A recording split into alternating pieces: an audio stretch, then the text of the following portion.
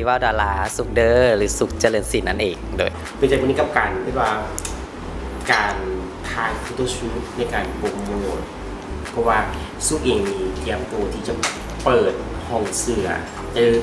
จะเดินสินนี่คือเจเนียที่ว่าแรงมากเตรียมถ่ายเมื่อไหร่แล้วโดยวันนี้รู้สึกตื่นเต้นหลายแล้วก็ดีใจแฮงเพราะว่าเราได้สร้างคุณภาพทางนั้นบ่ว่าจะเป็นสร้างถ่ายรูปแล้วก็สร้างวิดีโอและที่สำคัญไปกว่านั้นก็คือโมเดลของเรานั่นเองได้น้องลีซี่แซดมาเป็นโมเดลให้กับแบรนด์แอมบาสเดอร์ของเรานั่นเองเนาะเป็นการถ่ายนะครับเห็นน้องนางแบบคนถ่ายกระดาษรู้สึกประทับใจกับผลงานที่ว่าเขากล้าเกี่ยวและเขารังสรรค์ออกมาให้มีว่าทักษะที่มีแต่สวยงามมีแต่งามมีแต่สวยงามโดยรู้สึกว่าประทับใจหลายแล้วกันเศร้าเมื่อยเลยในความที่แบบเขาเป็นสร้างปักอยู่แล้วเนาะการที่เขาได้มาเห็นนางงามสวมใส่แล้วสวยงามเห็นให้เขารู้สึกประทับใจหลายโดยอยากฝากตัวเองบอกเราเป็นเองเพราะว่าอีกคนเขาจะเคยเดือนทั้งงานยิ่งอีก2 เดือนทั้งงานเขากับเตรียมที่จะโปรโมทนะครับเตรียมงานแล้วอันนี้ฝากเชิญชวน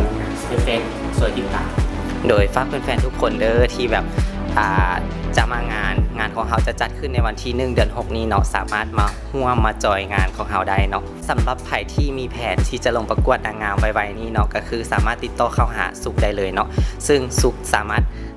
ตัดและกำลังสรรสุดที่ทุกคนต้องการให้ได้เลยโดยสามารถติดตามผลงานของสุขได้ทาง Facebook สุข Embroidery และก็ TikTok เนาะ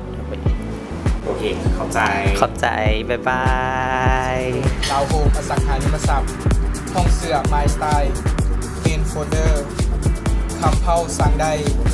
เดอะบาร์เบอร์ลาวมิสเตอร์ลาววีแค่สมสกัดเพื่อสุขภาพ